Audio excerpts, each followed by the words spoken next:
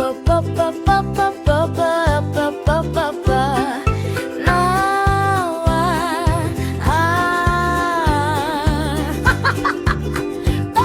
at Tetep, gusto kong dalawa.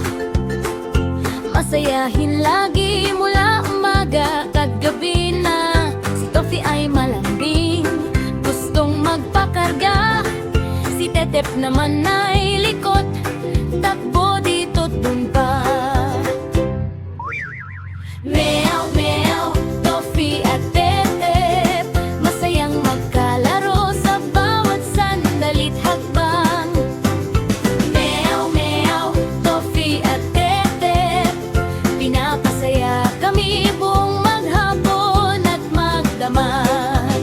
Sa ilalim ng mesa, sila'y nagtataguan. Sa likod ng kurtina, sila'y naghahabulan.